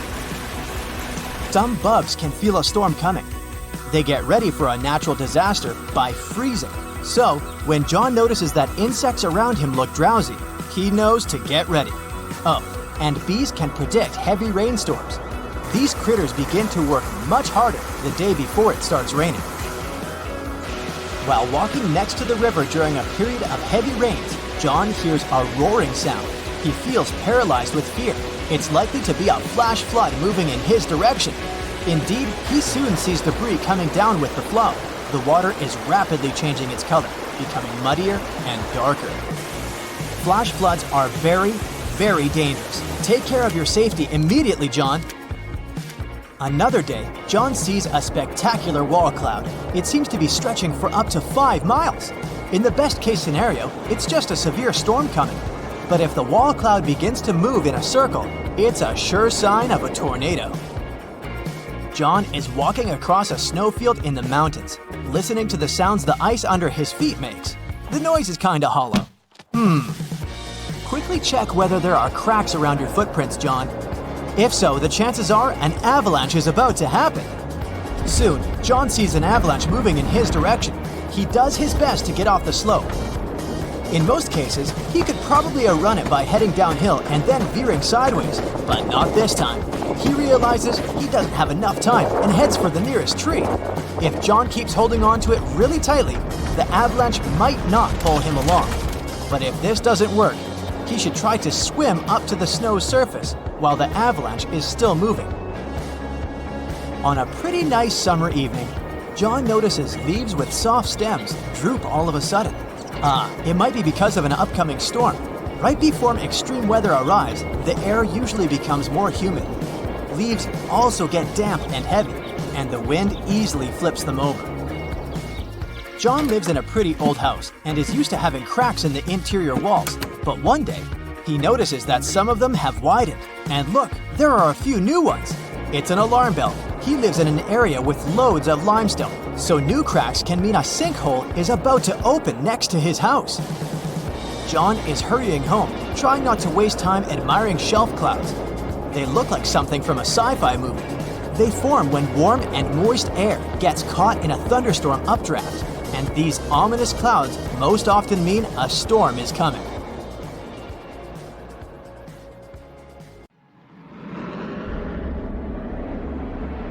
You're dozing off in your window seat on a plane. It's getting dark since it's almost 11 p.m. Suddenly, something wakes you up. You glance out of the window and see a really strange phenomenon, something that creeps you out. There are bright red, huge flashes illuminating the sky at a distance. They resemble some nightmarish jellyfish. Those are sprites, also called red sprites due to their color. They're also known as cloud-to-space lightning. These varied visual shapes flickering in the night sky are large-scale electric discharges, which is a clever word for a lightning strike. They occur high above thunderstorm clouds at altitudes of 30 to 56 miles. That's why you can see them so well from your plane window. The coolest thing about sprites is that they're positively charged lightning. This is a very rare type that makes up a mere 5% of all lightning strikes. People first spotted this phenomenon in 1886, and it was first photographed in 1989. In 2018, the legendary Niagara Falls, located at the border between New York State and Ontario, Canada, managed to surprise everyone. Tourists who came to admire the roaring waters found the falls frozen. Well, the waterfalls weren't frozen per se. This is impossible for a mass of flowing water that huge. But microscopic water droplets, as well as the mist, formed a crust of ice over the rushing water. It created an illusion that Niagara Falls was frozen all over. In reality, the water kept flowing beneath the ice. Imagine ponds filled with ice-cold water and covered with ice. Easy, huh? And now picture dozens of alligator snouts that are poking out of the ponds, still and frozen in ice. That's what you'd seen if you had visited the swamps of North Carolina at the beginning of 2018. Despite this terrifying picture, the animals were very much alive. That was a very special crocodile way to survive abnormally cold weather. Since their nostrils were above water, the animals could breathe. Meanwhile, their bodies were in a hibernation-like state. It allowed the animals to conserve energy and stay warm. In the winter of 2018, the inhabitants of the Sahara Desert, one of the driest and hottest places on the planet, woke up to discover a thick layer of snow covering the sand. In some places, its depth reached a staggering 15 inches. Meteorologists had an explanation for this exciting phenomenon. They said that cold pools of air combined with the precipitation of the most recent storm resulted in snowfall instead of rain. It happened in June 2009. People in some areas in Japan left their homes after a heavy downpour, only to find fish, frogs, and tadpoles everywhere. Fields, roads, lawns, and house roofs were littered with these creatures. One man even found 13 carp on and around his truck. No one knows for sure where this bizarre rain came from, but the most popular theory is that a powerful water spout picked up the animals. Then it carried them through the upper atmosphere and dropped them on the unsuspecting people below. In Australia, it sometimes rains spiders. That's because these creatures can balloon. It's a highly unusual way of traveling. A spider climbs to the very top of a tall tree or shrub, and then it spins several strands of silk, which then help the spider to be carried away by the wind. It's not easy to spot ballooning spiders, but sometimes when the weather is especially damp and unpleasant, mass ballooning occurs. Millions of spiders set off on a journey to find another place with better conditions. It may look as if it's snowing outside, but no. Those are spiders drifting down to the ground. The world's longest lightning storms happen in Venezuela and can last for 9 hours per day. The heart of the storm is over Lake Maracaibo, and the clouds tower way higher than your regular thunderstorm clouds. This natural phenomenon, also known as Catastrophe lightning, occurs during 140 to 160 nights a year and can produce up to 28 lightning strikes per minute. You've probably heard how they say that lightning doesn't strike twice in the same place. Well, Catastrophe lightning seems not to know about this rule. At least, it doesn't prevent storm clouds from gathering in the very same place year after year. Volcanic tornadoes are possibly one of the most terrifying natural phenomena. When a volcano erupts, it spews red-hot rock and ash high into the atmosphere. And solid lava pieces and hot gases travel down the volcano's slope. When this flow is moving down, some of the trapped gases begin to rise and spin at the same time. They get squeezed by the surrounding air, which makes them spin faster and faster. That's how a volcanic tornado gets born. Luckily, this phenomenon has a very short lifespan. Even though the island of Newfoundland in Canada can't be called the warmest place on Earth, it's still not that cold. But imagine having to shovel snow in front of your house just several days before your summer vacation. Well, that's exactly what happened on the island in June 2018. A cold storm that came from the coast of Newfoundland covered several regions of the islands with a 2-inch layer of snow. On top of that, the temperature broke all the records as well. During a Newfoundland summer, it's about 66 degrees on average, and 90 degrees on a very hot day. But that infamous June impressed people with only 37 degrees Fahrenheit in the morning. Brrr! Morning glory clouds are extremely rare. They look like massive tubes stretching across the sky. They can snake for more than 600 miles, sitting relatively low. Most researchers agree that these clouds appear when an updraft squeezes through the cloud. This creates the signature rolling appearance. The cool air at the back of the cloud makes it sink downward. The best but not the only place to see the morning glory is Australia's Gulf of Carpentaria. If you decide to travel there to see these clouds, choose a period from late September to early November. On March 19, 2018, the inhabitants of Alabama saw huge chunks of ice falling from the sky. It was the infamous hailstorm of Alabama which caused millions of dollars worth of damage. After the hailstorm, the place looked ruined. Broken shop windows, smashed car windshields, broken billboards, and holes in the roofs. But what made researchers really excited was a hailstone found near the town of Cullman, Alabama. This softball-sized monster was more than 5 inches across, setting a new state record. In 2012, the sky over Dorset, England, turned first ominously dark, then yellow. After that, blue gelatinous balls started to fall to the ground. A local man was walking to his garage when he spotted something unusually bright among whitish hailstones. When researchers examined this jelly rain, they found out that the balls were made of the substance used in diapers or potting soil. It's used to absorb liquid. It's still unclear whether the balls fell from the sky, or maybe the melting ice made a few already existing crystals expand in the blink of an eye.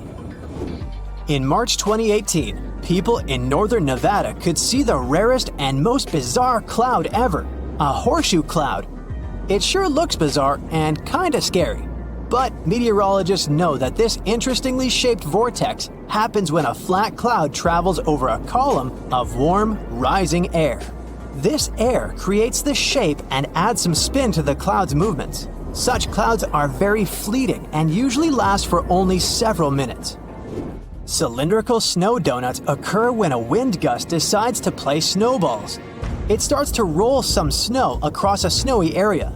If it was a real snowball, it would eventually become too heavy for the wind to move. But the center of a snow donut is hollowed out. This happens because its inner layer is too thin and gets blown away when the donut is formed. This makes it lighter than a regular snowball. That's why it also rolls further.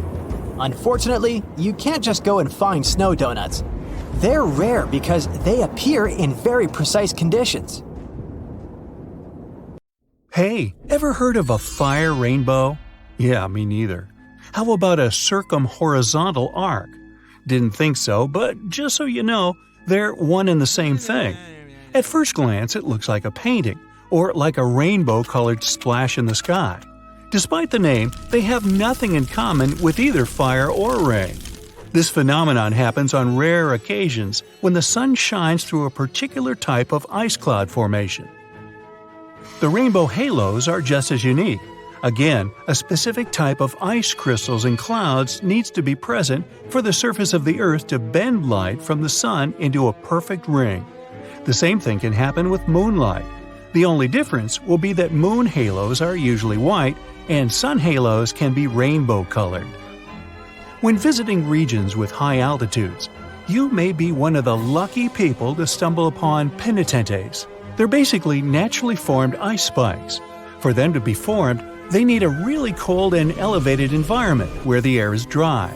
The sunlight turns ice directly into vapor rather than melting it into water. And that's why these blades of snow and ice start to pop up on the surface of the Earth. As cute as they may be, they can end up as tall as 15 feet. Now, what happens when small individual droplets of lava meet the wind? Pele's hair, basically. Let me explain. The word Pele comes from an ancient Hawaiian symbol for volcanoes. Whenever the wind picks up little drops of lava, it stretches them into hair-like strands, similar to the process of glass wire creation. These delicate strands can stretch as far as 6 feet. On rare occasions, it can rain without any clouds. But does it really? Let's look at the science behind this rare phenomenon. It's sometimes called a sun shower, just because it looks like the rain is falling straight from the sun. Let's be clear though, there is no way rain can ever come down directly from a star. Rain clouds are at a bit of a distance from that specific location. With sun rays being angled, the clouds become out of sight. Add a little wind to blow the rain in your direction and ta-da! You get sun showers. Located in Bolivia is a place called Salar de Uyuni. It's the largest salt flat in the world. It's also the home of half of the world's lithium, which is a crucial component for making batteries. But what else is so special about this place? Well, whenever the rain season comes, it turns this piece of flat land into a perfectly reflective mirror lake. What comes to your mind when you hear about the Blood Falls? A horror movie? Well, they are merely a series of waterfalls located in one of the driest regions of Antarctica. They emerge from an underground lake filled with a special kind of bacteria. These little organisms use sulfates as fuel instead of sugars, which makes them very intriguing for scientists. The water contained in this lake is so full of iron that it basically just rusts when it meets the air. Hence, the reddish color of the waterfall, which also gives it its trademark name. Okay, we all know the song, but it's not really made up. There is actually such a thing called a desert rose. It's not a plant though, but a unique form of the mineral gypsum. It develops in dry sandy places that can occasionally flood. This constant switching between a wet and dry environment lets the gypsum crystals emerge between grains of sand, trapping them and forming a rose-like shape. Ever heard of the Eye of Sahara? Scientists are still trying to figure out how it was formed. You can only see it if you fly above it, but it's basically a naturally formed dome that dates back to approximately 100 million years ago. And no, I wasn't around then. It has a rough diameter of 25 miles and consists of a bunch of concentric rings. The biggest one, or the central area, measures about 19 miles in diameter. Astronauts were some of the first people to notice it, and it's been studied ever since. In fact, even to this day, when landing in Florida, they know they're almost home when they see the Eye of Sahara. One of the most beautifully colored trees in the world is located in the Philippines and Indonesia. It's called the rainbow eucalyptus. It got its name because of its bark that switches colors and peels away as the tree ages. The bright green bark is the youngest, as it contains a substance called chlorophyll, usually found in leaves. It then switches to purple and then to the color red. And finally, it turns brown as it grows and loses the chlorophyll. Now, don't be tricked into thinking that's a whole forest. It's one single tree. And no, it's not some sort of optical illusion either. Let me explain. Underneath that soil, there is a complex network of roots that connects around 47,000 tree-like shapes you see above the ground. It's called the quaking aspen. Some of these trees are among the oldest and largest organisms in the world.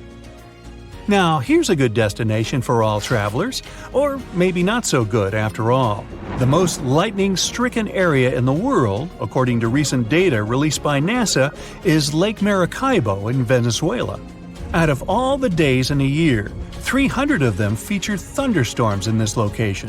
What makes this area so unique, though, that storms happen so often? Well, it's because where cool mountain air meets the warm, moist breeze and generates electricity over the lake. The Eternal Flame Falls are located in upstate New York, near the Canadian border. In this region, there is a tiny waterfall with a big secret, a spark about 8 inches tall. Turns out there's a natural gas seep that provides fuel to the flame behind the waterfall. The waterfall provides enough coverage so that it stays lit pretty much every time. Hikers do enjoy to relight it if they see that it's been blown out. This phenomenon is actually quite common, but this one gained more popularity because it is younger than most. And it looks very good in pictures, let's be honest. I've heard of yellow sand, white sand, and even black sand here or there. But I've never heard of green beaches until now. Papacolia, also known as Green Sand Beach, is located in Hawaii and is one of the few beaches in the world that features green sand. The unique coloring comes from olivine rock that was formed when a nearby volcano erupted. Actually, in Hawaii, all the volcanoes are nearby. Move over green sands because some of the other beaches around the world can even glow at night, and it's completely natural. The culprit? A little thing called photoplankton, or microalgae as they're sometimes called. They're basically little plants that contain chlorophyll and need sunlight in order to live and grow. Most photoplankton kinds are able to float in the upper part of the ocean, where the sunlight can still reach them beneath the water. When the photoplankton gets agitated by the movement of waves and currents, they emit light, which looks like some glow during the night.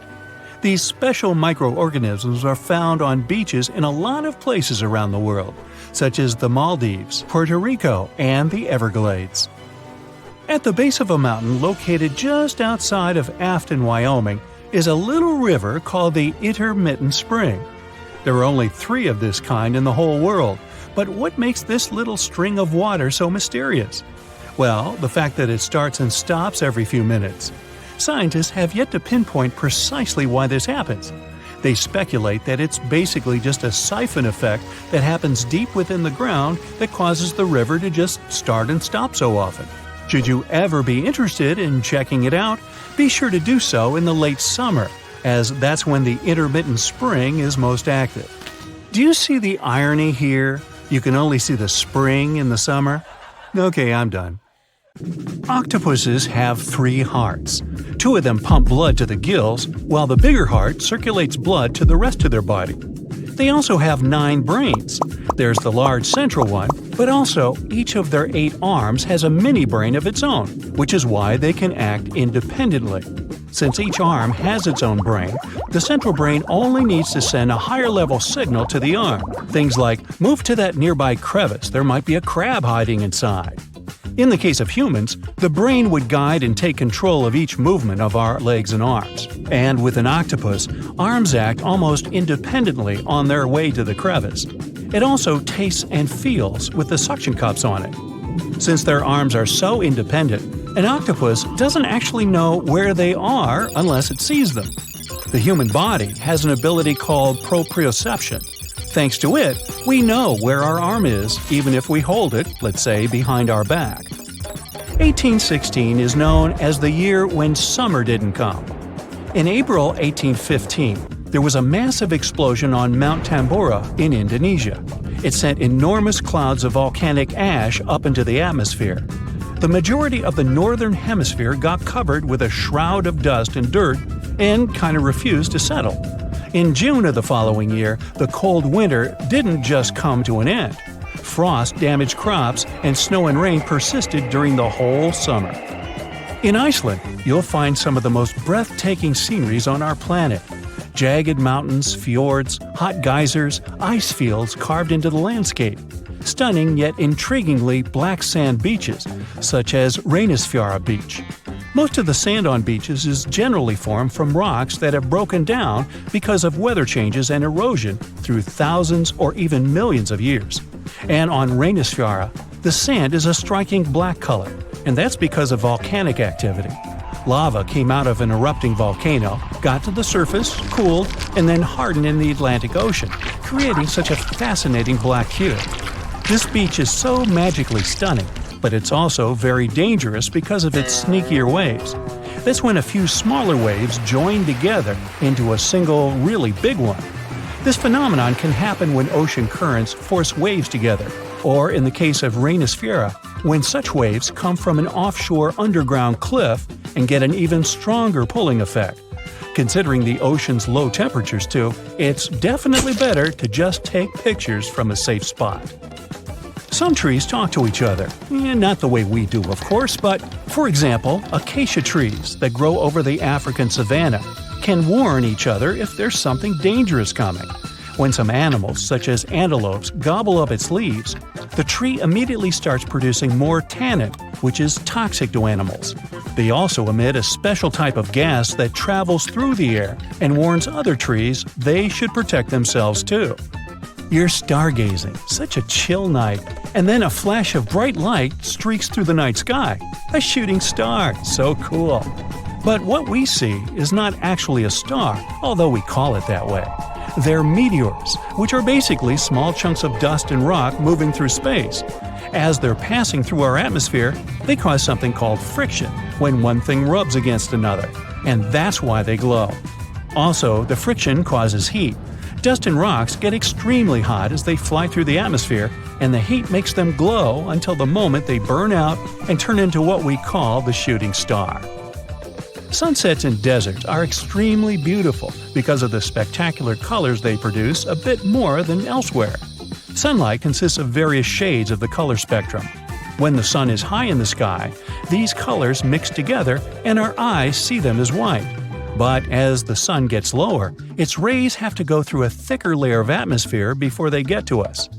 The atmosphere then scatters shorter wavelengths of light, like blue and purple, before we can even see them. That's why the longer orange and red wavelengths stand out. In urban environments, air pollution can make sunset colors duller than everywhere.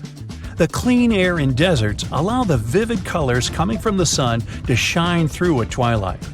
Also, the moisture, water vapor, and rain-engorged clouds can mute the sunset's hues.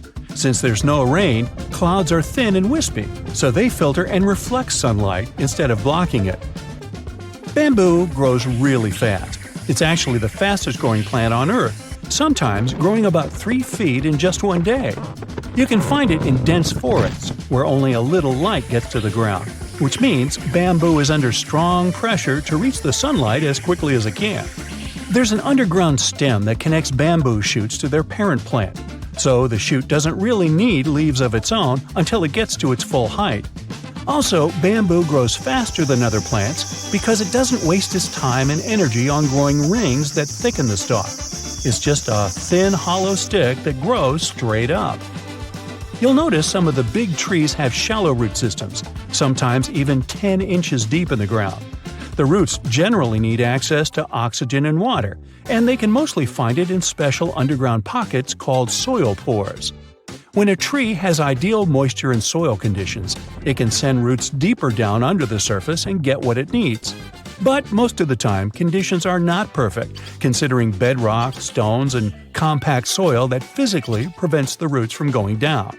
Such obstacles also prevent the roots from getting the needed oxygen.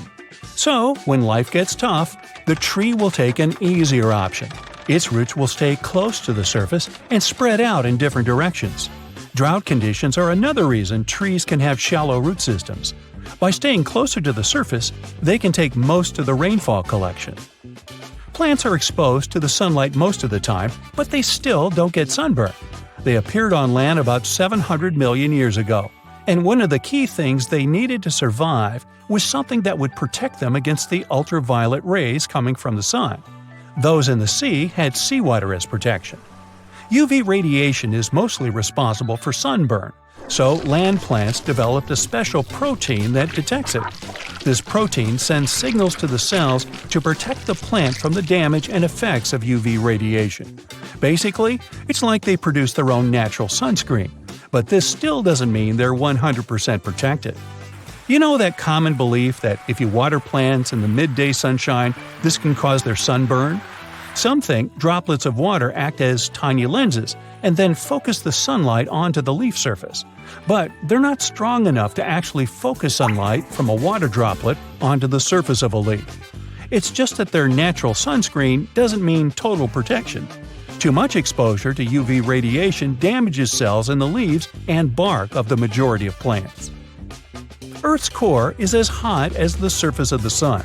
You'd think it could easily melt our entire planet, especially since the core is only 1,800 miles away from the surface. If the sun were so close, we'd be like French fries. But we're alive because the center of the sun is surrounded by a mantle of rock that's mostly solid. The crust we walk on actually floats on that mantle and protects us. If the sun was close, we'd only have empty space to protect us, and you and I wouldn't be talking. Also, to melt the entire planet, you'd need way more energy than the heat in its core. So there.